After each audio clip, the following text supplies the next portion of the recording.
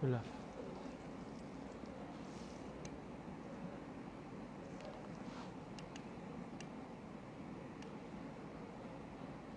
Bismillah. Bismillah.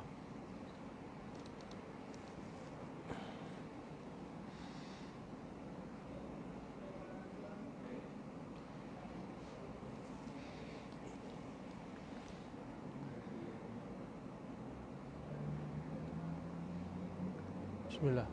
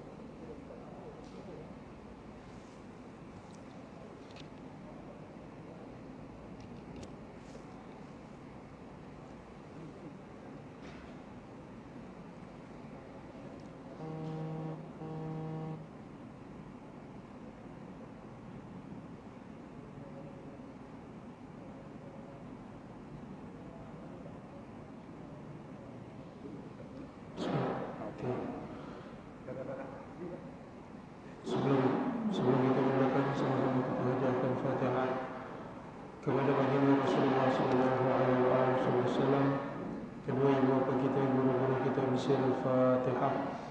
A'udzubillahi minasyaitonir rajim. Bismillahirrahmanirrahim. Alhamdulillahi rabbil alamin, arrahmanir rahim, maliki yaumiddin. Iyyaka na'budu wa iyyaka nasta'in, ihdinas siratal mustaqim.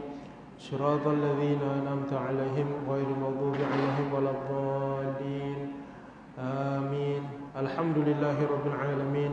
اللهم صل وسلم على سيدنا محمد وعلى آله وصحبه أجمعين. اللهم صل وسلم على سيدنا محمد مفتاح باب رحمة الله عدد ما في علم الله، صلاة وسلاما دائمين بدوام ملك الله وعلى آله وصحبه ومن والاه. أما بعد. Assalamualaikum warahmatullahi wabarakatuh. Alhamdulillah, segala puji bagi Allah Subhanahu wa taala. Allah berikan kita nikmat taufik dan hidayah. Allah berikan kita kesempatan, nikmat usia, nikmat masa, nikmat kesihatan, dan sebesar-besar nikmat Allah berikan kepada kita adalah nikmat kita menjadi umat baginda Rasulullah sallallahu alaihi wasallam. Di samping nikmat kita dapat melaksanakan ibadat pada hari Jumaat, Allah berikan kita lagi nikmat yang teragung, kita dapat melaksanakan ibadat pada bulan Ramadan. Ini merupakan satu hadiah yang khusus Allah berikan hanya buat umat baginda Rasulullah sallallahu alaihi wasallam. Disebutkan di dalam hadis yang diriwayatkan oleh Al-Imam Muslim, sesungguhnya hari yang paling baik terbitnya matahari, hari yang paling baik terbitnya matahari adalah hari Jumaat. Pada hari itu Adam diciptakan. Maknanya pada hari Jumaat, hari yang mana terbaiknya terbit matahari. Dan hari Jumaat juga merupakan hari yang di mana Nabi Adam alaihi salam diciptakan. Dan pada hari itu juga Nabi Adam alaihi salam dimasukkan ke dalam syurga. Dan pada hari itu juga Nabi Adam alaihi salam diturunkan daripada syurga. Maknanya hari Jumaat merupakan hari yang terbaik. Allah terbitkan matahari. Pada hari Jumaat juga Nabi Adam alaihi salam diciptakan. Pada hari Jumaat juga Nabi Adam alaihi salam dimasukkan ke dalam syurga. Pada hari Jumaat juga Nabi Adam alaihi salam diturunkan daripada syurga. Dan pada hari Jumaat juga akan berlakunya hari kiamat. Pada hari tersebut terdapat suatu waktu di mana tidaklah seorang muslim itu datang mengharap kepada Allah Subhanahu wa taala dengan harapan yang kebaikan kecuali Allah Subhanahu wa taala akan mengkabulkan permintaannya. Maknanya hari Jumaat dinisbahkan sebagai hari yang terbaik untuk umat Nabi Muhammad sallallahu alaihi wasallam untuk memunajat kepada Allah Subhanahu wa taala daripada terbitnya matahari sampailah terbenamnya matahari. Sebab itu dalam kehidupan kita, manusia yang paling sombong adalah manusia yang tidak berdoa dan meminta kepada Allah Subhanahu wa taala. Kalau seseorang muslim memohon kepada Allah, memujuk, merayu, merintih, memunajat kepada Allah Subhanahu wa taala dengan apa jua doa, dengan permintaan itu khusus buat Allah Subhanahu wa taala, tidak kepada makhluk yang lain, nescaya Allah akan pecahkan pintu-pintu kesombongan di dalam hati-hatinya. Sebab itu kita disarankan untuk sentiasa berdoa dalam apa jua keadaan. Ini hebatnya doa. Disebutkan dalam satu kisah Al-Imam Ahmad bin Hanbal. Ini kisah ni masyhur. Imam Ahmad bin Hanbal ni seorang yang wara'. Dia salah seorang daripada imam mazhab yang masyhur. Bukan kata di zamannya, bahkan sampai sekarang kitabnya diguna pakai, dijadikan rujukan orang alim, kita tahu. Sampaikan digunakan Musnad Imam Ahmad bin Hanbal. Ini Imam Ahmad bin Hanbal, satu ketika Allah gerakkan hatinya untuk pergi berhijrah ke tempat yang lain. Daripada satu tempat, dia digerakkan hatinya oleh Allah Subhanahu wa taala untuk pergi ke tempat yang lain. Tanpa ada apa tujuan dan matlamat. Maknanya Allah gerakkan hatinya, besok dia kena pergi ke tempat lain. Pergi tanpa ada tujuan. Dan pergi ke tempat yang dia tak pernah pergi. Dan melalui satu keadaan yang berbeza daripada tempatnya. Ni Imam Ahmad bin Hanbal, satu ulama yang masyhur, satu dunia kenal dia. Tapi bukan macam zaman kita sekarang. Bukan macam zaman kita sekarang. Zaman kita sekarang, mungkin orang mengenal kita dengan Facebook kita, dengan WhatsApp kita dan sebagainya. Zaman Imam Ahmad bin Hanbal tak ada aplikasi-aplikasi yang moden macam sekarang ni. Jadi Imam Ahmad bin Hanbal dia berhijrah dengan membawa harapan dan hatinya kerana Allah dan Rasul sallallahu alaihi wasallam. Pergilah dia ke satu tempat yang dia tak pernah pergi. Sampai di tempat itu dia terus pergi ke masjid, salah satu masjid. Lepas sembahyang bersama dengan jamaah dan sebagainya, dia berehat. Sedang dia berehat, ada satu orang minta dia keluar daripada masjid. Ya wahai fulan, keluar kau daripada masjid, kita nak tutup masjid, kita nak bersihkan masjid. Ini orang tu tak tahu yang duduk dekat situ, yang berehat dekat situ Imam Ahmad bin Hanbal. Dan Imam Ahmad bin Hanbal pun dia tidak mengatakan aku ni Imam Ahmad bin Hanbal, aku ni orang yang dikenali, aku ni orang yang faqih, aku ni orang yang alim, takkan kau tak kenal aku? Tidak. Dengan sifatnya yang tawadhu', dengan sifatnya yang wara', dengan sifatnya yang zuhud, dia tidak meletakkan apa-apa dan dia terus keluar daripada masjid. Duduklah dia di depan masjid, tidak mengharapkan apa-apa melainkan apa yang diilhamkan oleh Allah Subhanahu wa taala, digerakkan oleh Allah Subhanahu wa taala untuk pergi ke tempat itu. Dia duduk di depan masjid tanpa mengharapkan apa-apa. Nampaklah di sebelah beberapa kawasan, beberapa belah kedai berdekatan dengan masjid itu ada seorang orang tua memanggil Imam Ahmad bin Hanbal. Dan dia tak tahu itu Imam Ahmad bin Hanbal. Dia kata, ya fulan, sini kau. Kalau kau nak berehat, jangan berehat dekat sekitar masjid. Tak apa, kau datang, kau rehat dekat rumah aku, berehat dekat kedai aku. Tapi kedai aku ni tak adalah besar mana, adalah tempat ruang sedikit, kau boleh rehat di situ. Dia pun rehat. Baru nak merehatkan diri, perjalanan jauh, baru nak merehatkan diri, Imam Ahmad bin Hanbal dia melihat orang itu kerjanya menguli roti. Dia buat roti, khubus. Dia buat roti. Sambil dia buat roti, mulutnya tak lepas daripada mengagungkan kalimat Allah Subhanahu wa taala. Bismillahirrahmanirrahim. Alhamdulillah, subhanallah, astaghfirullah, Allahumma salli ala sayyidina Muhammad wa ala alihi wasallam. Setiap kali dia menguli roti, setiap pekerjaannya, mulut dia sering menyebut kalimat-kalimat Allah Subhanahu wa taala. Daripada Imam Ahmad bin Hanbal, dia nak berehat, dia hentikan seketika matlamat dan tujuannya nak berehat, dia tanya kepada orang tu, wahai ammi, wahai pakcik, sejak bila kau buat benda ni? Maknanya, sejak bila kau melakukan amalan yang kau lakukan ini? Dia kata, lama, daripada kurun ayah aku sampailah kepada aku sekarang. Dan aku dapat didikan ini daripada ayahku. Ayahku yang buat dan aku perhatikan. Kemudian setelah ayahku meninggal dunia, aku sekarang yang lakukan. Dan setiap kali aku nak masuk ke dalam kedai aku akan mulakan dengan melafazkan kalimat-kalimat yang agung. Dalam apa jua pekerjaan aku akan buat.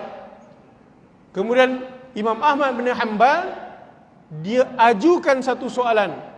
Dalam kau melakukan amalan-amalan yang kau buat ini, dengan pekerjaan kau mulakan dengan melafazkan kalimat-kalimat yang agung, apa yang kau dapat? Apa yang kau dapat? Ini soalan bonus ni. Apa yang kau dapat wahai ammi? Kata orang tua itu, wallahi, apa jua yang aku buat dan aku melafazkan kalimat-kalimat yang agung, dengan melafazkan bismillah, alhamdulillah, aku takbir, aku tahmid, aku istighfar, aku berselawat ke atas Nabi, aku tasbih kepada Allah Subhanahu wa taala, wallahi, sesungguhnya semua permintaan aku itu diijabah oleh Allah Subhanahu wa taala. Maknanya semua doa-doa aku, asbab amalan yang aku buat ini semuanya ditunaikan oleh Allah Subhanahu wa taala. Hanya satu saja permintaan aku yang belum lagi Allah ijabah. Satu saja permintaan aku ni Allah belum tunaikan, dan aku bersangka baik pasti Allah akan tunaikan. Maknanya satu je lagi Allah belum tunaikan permintaan aku. Setelah sekian lama aku meminta kepada Allah Subhanahu wa taala. Imam Ahmad bin Hanbal dia bertanya kepada ammi itu, wahai ammi, kalau kau tak keberatan, boleh tak engkau bagi tahu aku apa satu permintaan itu yang Allah belum tunaikan pada engkau? Apa satu permintaan yang kau minta kepada Allah itu yang Allah belum tunaikan? Kata orang tua itu, sesungguhnya aku mengharap sangat aku dapat berjumpa dengan imam yang agung yang aku cintai, Imam Ahmad bin Hanbal. Aku mengharap sangat mudah-mudahan Allah temukan aku dengan insan yang mulia, insan yang aku kagumi, yaitu Imam Ahmad bin Hanbal. Dan orang tu tak tahu yang datang tu Imam Ahmad bin Hanbal. Dan orang tu tak pernah tahu pun, tak pernah bertanya pun, siapa nama engkau, siapa engkau, daripada mana engkau. Dia cuma mengikramu dhaif, dia cuma memuliakan tetamu. Imam Ahmad bin Hanbal ketika mana mendengar permintaan itu yang dia minta kepada Allah Subhanahu wa taala, dia menangis. Dan dia menangis dan dia mengatakan, sesungguhnya Allah menggerakkan hati aku ini untuk datang ke tempat engkau ini hanya kerana Allah nak kabulkan permintaan engkau. Kerana itulah doa engkau. Kerana itulah doa engkau yang mana engkau meminta kepada Allah untuk bertemu dengan Al-Imam Ahmad bin Hanbal. Sesungguhnya aku ini merupakan insan yang mana ada di dalam doa engkau. Maknanya dengan asbab tasbih, tahmid, takbir dan istighfar dan selawat ke atas Nabi Muhammad sallallahu alaihi wasallam yang dilakukan oleh pak cik tadi, dan dia memohon kepada Allah Subhanahu wa taala, ya Allah, aku ingin bertemu dengan Al-Imam Ahmad bin Hanbal. Dengan asbab itu Allah gerakkan Imam Ahmad bin Hanbal berhijrah daripada satu tempat ke tempat yang dia tak pernah datang, asbab kerana permintaan daripada hamba itu. Sebab itu hebatnya kalau kita beristighfar, bermunajat, memohon kepada Allah Subhanahu wa taala dengan apa jua doa. Ini yang diajarkan oleh Imam Ahmad bin Hanbal, mengikut apa yang dianjurkan oleh baginda Rasulullah sallallahu alaihi wasallam. Sebab itu apa saja kita nak buat, mulakan dengan memunajat, dengan mengagungkan kepada Allah Subhanahu wa taala. Alhamdulillah, kita berada dalam satu hari yang penuh dengan keberkatan. Satu hari Jumaat yang mana Allah bukakan semua pintu-pintu ijabah. Bukan itu saja, hari ini kita diberikan nikmat untuk menyambut bulan Ramadan. Satu kurniaan, satu keagungan yang Allah berikan kepada umat baginda Rasulullah sallallahu alaihi wasallam. Disebutkan dalam satu hadis, baginda Rasulullah sallallahu alaihi wasallam bersabda, apabila memasuki bulan Ramadan, baginda Rasulullah SAW menyeru, bagi tahu kepada para sahabat, wahai manusia, wahai sekalian manusia, wahai sahabat-sahabatku, telah datang kepada kamu bulan yang penuh dengan barakah, bulan yang penuh dengan keberkatan, yaitu bulan Ramadan. Pada bulan itu dibukakan pintu-pintu syurga. Pintu syurga dibuka. Pada bulan itu ditutup segala pintu-pintu neraka. Pintu neraka ditutup. Pada bulan itu dibelenggu syaitan. Syaitan dibelenggu. Dan pada bulan itu terdapat satu malam yang malam itu lebih baik daripada 1000 bulan. Pada bulan itu juga segala amalan-amalan akan diangkat, digandakan. Solat, perkara-perkara yang sunat digandakan menjadi 70 ganda pahalanya. Ini berlaku hanya pada bulan Ramadan. Sebab itu bulan Ramadan ini bulan yang mana Allah berikan satu kenikmatan buat umat baginda Rasulullah sallallahu alaihi wasallam yang Allah tak berikan. Allah tak berikan kepada umat-umat yang lain. Ada lima kurniaan yang Allah berikan khusus buat umat Nabi Muhammad. Siapa umat Nabi Muhammad? Kita. 5 kurniaan yang Allah berikan kepada umat Nabi Muhammad yang Allah tidak berikan kepada umat yang lain. Yang pertama, pandangan rahmat Allah pada malam pertama bulan Ramadan. Sebab itu bulan Ramadan ni jagalah segala tingkah laku kita. Jaga fizikal kita. Jaga anggota tubuh badan kita. Jangan sekadar kita berpuasa menahan lapar dan dahaga saja. Biarlah kita berpuasa ini puasa yang takkan, insya-Allah kita takkan melakukan perkara-perkara yang dilarang oleh Allah Subhanahu wa taala. Baik dari sudut pandangan mata, baik dari sudut mulutnya, baik dari sudut pandangan telinga, baik dari sudut pendengaran telinganya, baik daripada syahwatnya, baik daripada maksiat tangannya. Kita berpuasa dalaman dan juga luaran. Sebab apa? Kita nak mendapat pandangan rahmat daripada Allah Subhanahu wa taala. Ini kurniaan yang Allah tak berikan kepada umat-umat yang lain. Hanya diberikan kepada umat baginda Rasulullah sallallahu alaihi wasallam. Yang kedua, bau mulut orang yang berpuasa pada siang hari itu lebih harum daripada bau kasturi di sisi Allah Subhanahu wa taala. Sebab itu hebatnya bulan Ramadan ini Allah berikan kenikmatan bagi orang yang berpuasa, bau mulutnya lebih harum daripada bau wangian kasturi. Kemudian yang ketiga, keampunan untuk sesiapa yang didoakan oleh malaikat. Ini kena ingat. Bulan Ramadan ada juga yang disebutkan sebagai bulan yang mana ada golongan-golongan yang tidak akan mendapat keampunan daripada Allah Subhanahu wa taala. Bahkan bukan tak dapat keampunan, dia dilaknat oleh malaikat. Dia dilaknat oleh malaikat. Ada 4 golongan. Ini disabitkan oleh hadis baginda Rasulullah SAW. Yang pertama, orang yang derhaka kepada orang tua.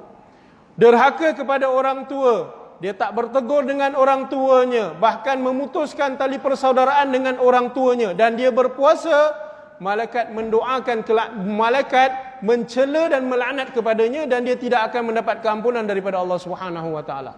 Jadi hati-hati bagi anak-anak yang masih ada ibu dan ayah. Dan golongan yang kedua, yang mana tidak akan mendapat pengampunan dan tidak akan didoakan oleh malaikat, orang yang memutuskan tali persaudaraan. 2 insan yang memutuskan saling tidak bertegur antara satu dengan yang lain, golongan ini tidak akan mendapatkan keampunan dan tidak akan didoakan oleh malaikat pada bulan Ramadan. Golongan yang ketiga, al-musyahin. Apa itu al-musyahin? Orang yang ada di dalam hatinya kemusuhan sesama muslim yang lain, benci, dengki, hasad, apa saja perasaan-perasaan yang iri hati dalam hatinya kepada muslim yang lain, puasanya itu puasa yang sia-sia, tidak mendapat keampunan daripada Allah Subhanahu wa taala, bahkan tidak mendapat doa daripada malaikat. Dan golongan yang keempat disebutkan dalam hadis, golongan yang tidak mendapat keampunan daripada Allah dan dicela oleh malaikat adalah peminum arak, pemabuk. Orang yang minum arak pada bulan Ramadan ataupun yang tidak bertaubat kepada Allah Subhanahu wa taala, sesungguhnya dirinya jauh daripada rahmat Allah Subhanahu wa taala dan tidak akan mendapat pengampunan daripada Allah Subhanahu wa taala. Kenapa? Adakah Allah ni berlaku zalim? Tidak. Allah dah berikan kenikmatan bermacam-macam nikmat pada bulan Ramadan. Kita yang tak nak ambil nikmat itu. Kenapa kita nak bermusuh dengan orang? Kenapa kita tak nak satukan silaturahim seperti mana yang dulu-dulu kita pernah memutuskan silaturahim masuk bulan Ramadan? Apa salah kita bersilaturahim balik dengan orang yang pernah terputus dengan kita? Minta maaf dengan mak ayah kita kalau dulu kita pernah lakukan kesilapan. Bukan hanya ketika nak masuk hari raya saja kita memohon kemaafan. Bukankah diajar oleh baginda Rasulullah SAW sering memohon kemaafan? Golongan yang ketiga, kurniaan yang ketiga yang mana Allah berikan, kurniaan yang Allah berikan kepada umat Nabi Muhammad yang tidak diberikan kepada orang yang lain, didoakan oleh malaikat dan mendapat keampunan daripada Allah Subhanahu wa taala. Kemudian golongan yang keempat, kurniaan yang keempat yang Allah berikan kepada umat Nabi Muhammad SAW pada bulan Ramadan adalah syurga.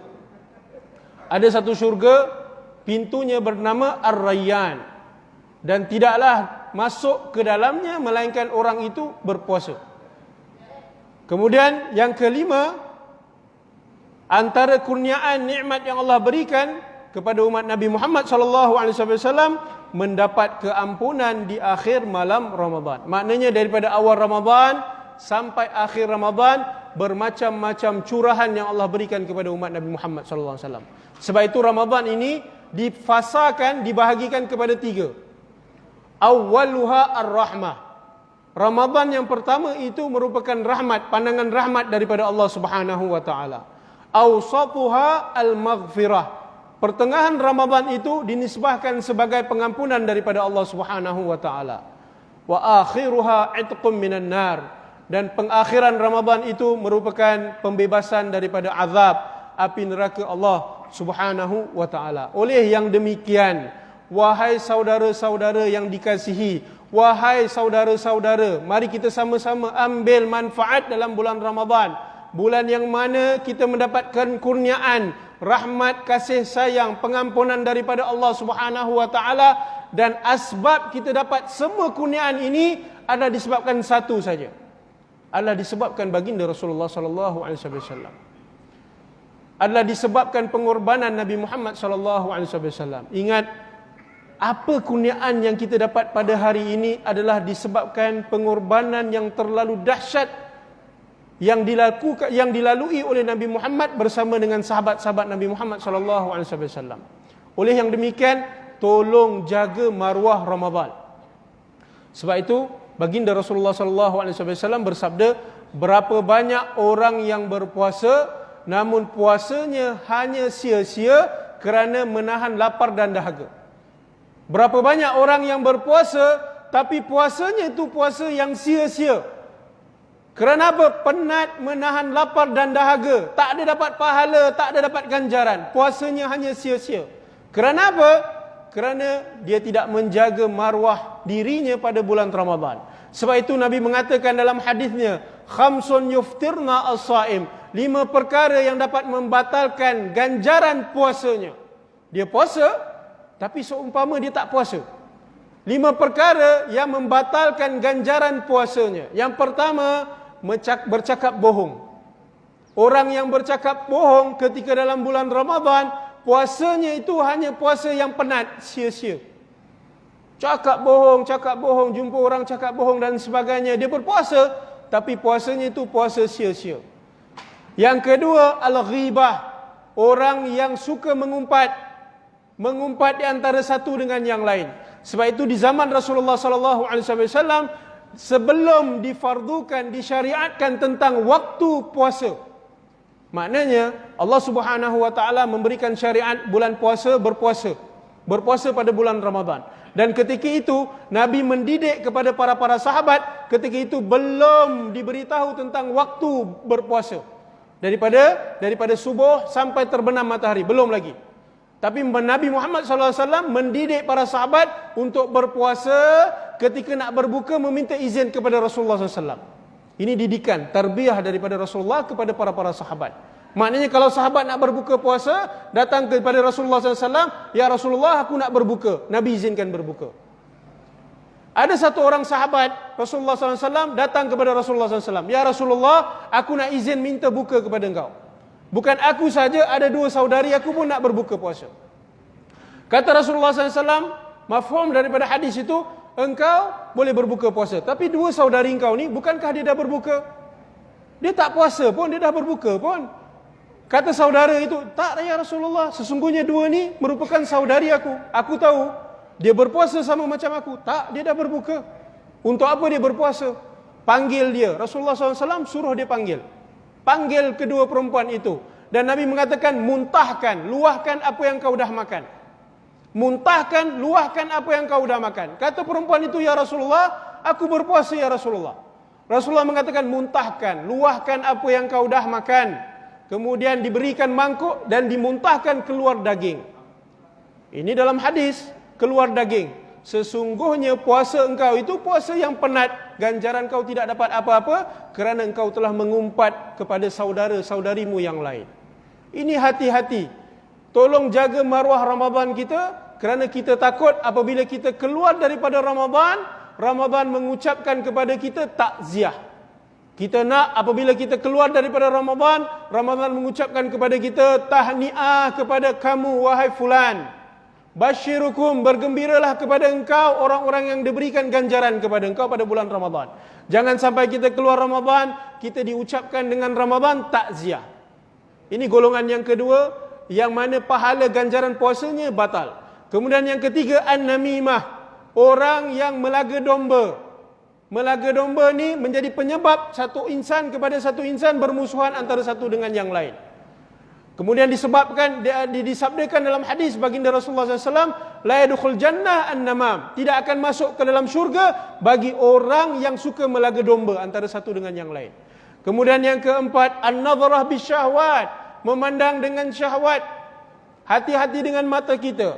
Jangan tengok kepada Facebook, jangan tengok kepada Instagram, jangan tengok kepada televisyen. Semua ini kita hentikan pada bulan Ramadan. Apa yang kita tengok? Al-Quran. Dekatkan hati kita dengan Al-Quran dengan memandang Al-Quran, membaca Al-Quran, mendekatkan hati kita dengan Al-Quran dan mendekatkan hati kita dengan kitab-kitab hadis baginda Rasulullah SAW. Dan yang kelima, yang terakhir, sumpah palsu. Ini hati-hati. Oh, sumpah ini barang okey, fresh ni, kita meniaga. Ini barang fresh, sumpah dan sebagainya. Sedangkan barang itu barang yang semalam, barang yang 2 hari lepas. Ini ikan fresh. Sumpah ini ikan fresh ni. Wallahi ini ikan fresh dan sebagainya. Bulan Ramadan kita buat seperti itu, sesungguhnya amal ibadat kita pada bulan Ramadan iaitu puasa sia-sia, dilupuskan oleh Allah Subhanahu wa taala. Oleh yang demikian, mari kita menjaga etika kehidupan kita pada bulan Ramadan. Kita tengok tahun lepas bagaimana tradisi Ramadan kita. Semua rumah-rumah Allah ditutup atas ujian yang Allah berikan kepada kita. Tapi hari ini Allah bukakan kenikmatan sebesar-besar nikmat Allah berikan kepada kita, masih lagi diberikan peluang. Kalau tahun lepas dahlah kita tak dapat beribadat dekat rumah Allah Subhanahu wa taala, tapi kita akur dan redha. Tapi kalau Allah ambil nyawa kita, ya Allah, alangkah ruginya kita. Tapi alhamdulillah Allah panjangkan usia kita, masuk pula bulan Ramadan yang sekarang ini dapat pula beribadat dekat rumah Allah, dapat imarahkan rumah Allah, dapat qiyamul lail, dapat solat tarawih dan sebagainya. Jadi banyakkan bersyukur kepada Allah Subhanahu wa taala dan banyakkan berdoa. Kerana kita doa kepada orang lain, asbab kita masuk ke dalam syurga, dan doa kita itu didoakan oleh malaikat. Walaupun orang yang kita doakan itu orang yang memusuhi kita. Orang bermusuh dengan kita, tak nak berkawan dengan kita, tak apa. Kita menjadikan asbab untuk diri kita dekat dengan dia. Dia tak nak kawan dengan kita, tak apa, angkat tangan. Ya Allah, berikan kebaikan kepada dia, ya Allah. Ya Allah, murahkan rezeki ni, ya Allah. Ya Allah, doakan yang baik-baik. Doakan yang baik-baik kepada orang yang tak suka kepada kita. Disebutkan, disebutkan dalam satu kisah Ibnu Umar, ketika Nabi berucap di depan para sahabat, kemudian masuk seorang sahabat. Dan Nabi bagi tahu, sesungguhnya telah masuk kepada kamu ahli syurga. Masuk sahabat itu. Kemudian dia keluar. Nabi bagi tahu lagi, kejap lagi akan masuk kepada kamu ahli syurga. Masuk orang yang sama. Dan Ibnu Umar ketika melihat orang itu, dia mengatakan, takkan orang ini masuk dikatakan ahli syurga? Apa amalannya?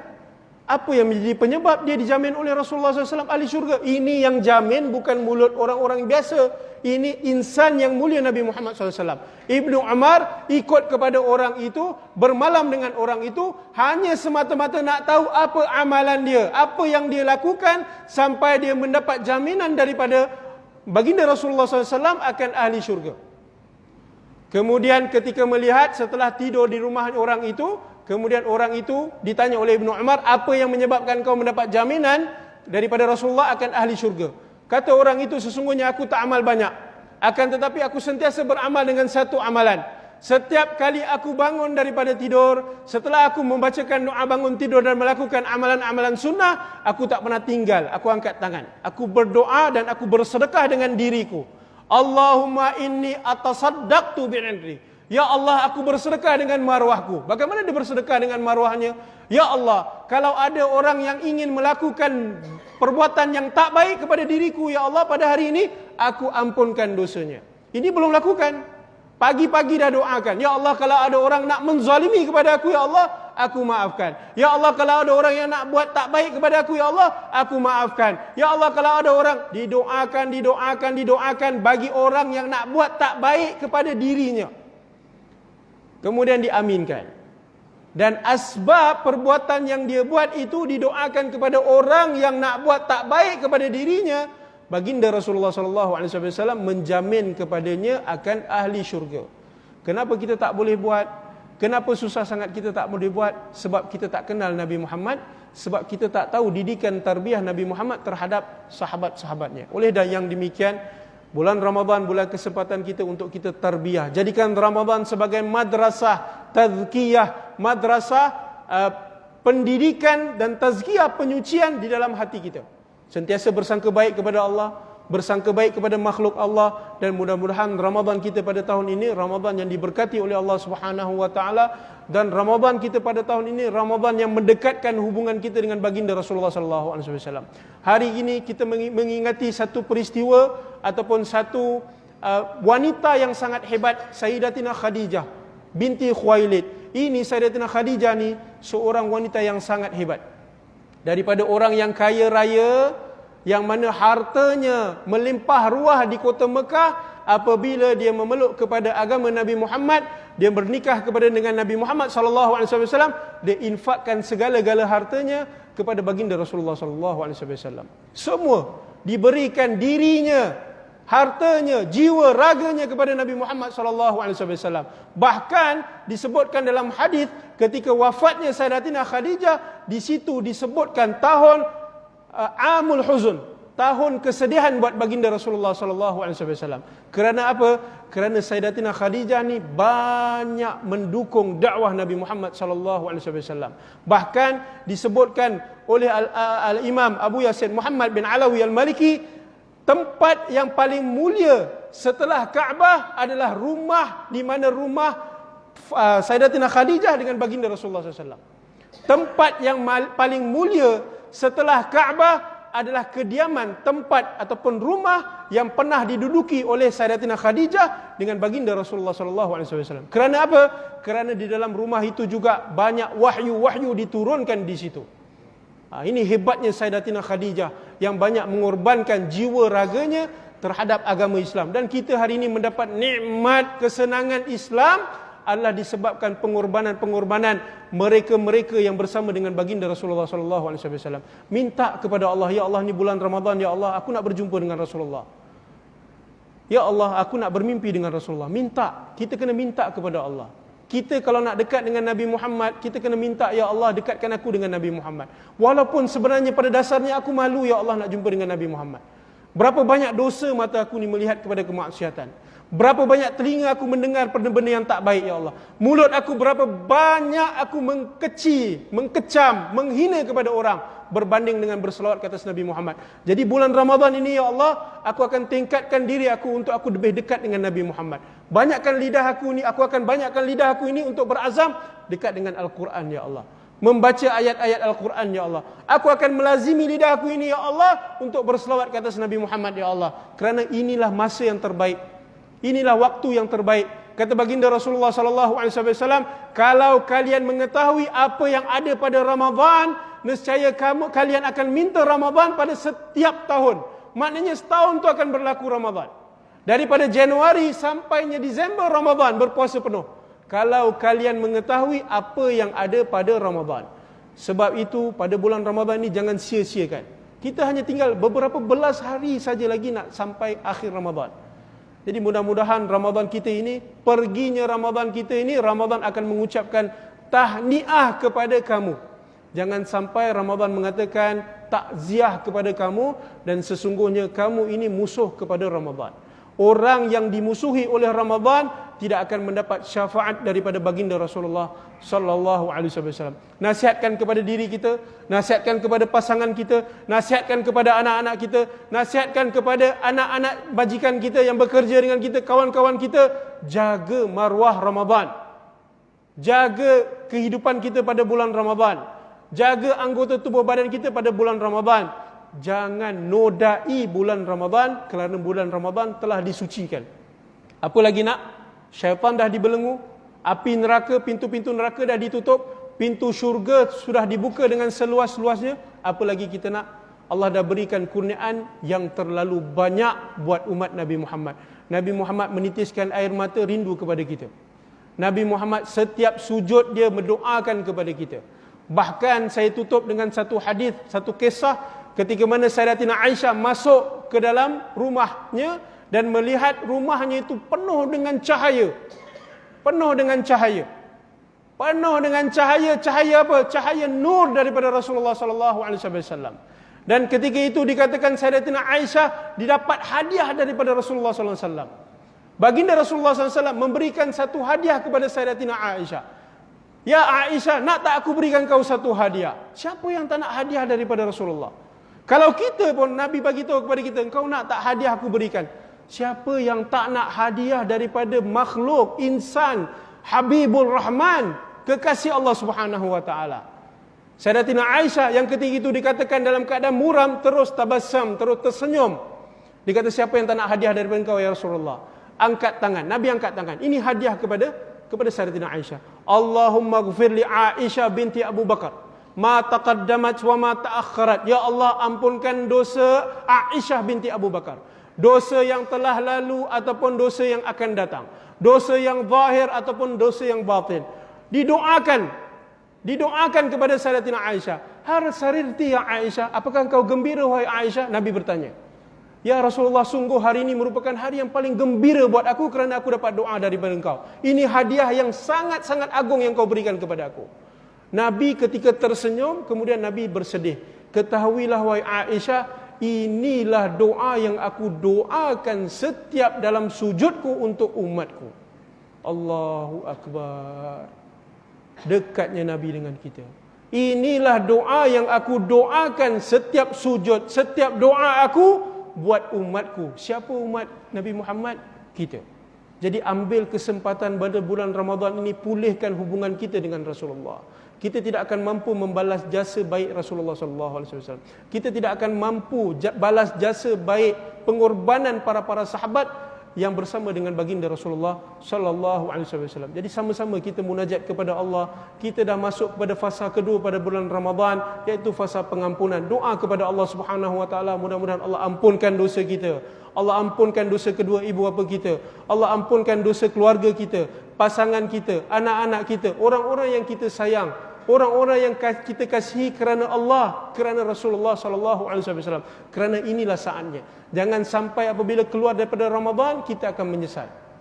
Orang lain dapat nikmat malam Lailatul Qadar, tapi malam yang Allah berikan sepatutnya kepada kita, kita lalai dan leka sibuk dengan persiapan hari raya. Ada sebahagian ulama mengatakan, ulama-ulama yang zaman kita sekarang ni, barang siapa yang sibuk daripada sekarang masuk bulan Ramadan, dah sibuk buka ragu raya, dah sibuk dengan juadah-juadah hari raya, sesungguhnya dia dosa besar. Kerana apa? Dia sibuk tak sabar-sabar nak meninggalkan Ramadan. Sesungguhnya para sahabat ketika masuk bulan Ramadan, dia akan gembira. Gembira kerana? Kerana dia nakkan curahan rahmat, pengampunan dan hadiah-hadiah daripada Allah Subhanahu wa taala. Apabila keluar daripada Ramadan, sahabat-sahabat ni akan bersedih hampir 6 bulan. Ya Allah, doa, ya Allah temukan aku dengan Ramadan lagi, ya Allah temukan aku dengan Ramadan lagi, ya Allah. Jadi jangan sampai Allah lalaikan hati kita ini sampai kita jadi musuh kepada Ramadan. Jangan sampai kita nodai Ramadan, jangan sampai kita menjatuhkan maruah Ramadan, dan mudah-mudahan kita dapat nikmat ganjaran pada tahun ini dengan Ramadan yang Allah berikan kepada kita. Jadi mudah-mudahan Allah berkati kepada majlis kita, Allah berkati pada perhimpunan kita. Terima kasih kepada masjid, pihak masjid dan juga kuliah JDT ini, dan begitu juga dengan sahabat saya Ustaz Amirul. Sesungguhnya saya tak layak pun nak memberikan nasihat ataupun mau'izah. Ada orang lagi yang lebih layak daripada saya. Jadi saya mohon maaf jika ada kekurangan, dan terima kasih kerana jemputan, dan mudah-mudahan kita berjumpa lagi pada masa yang akan datang. Wallahu alam. Assalamualaikum warahmatullahi wabarakatuh.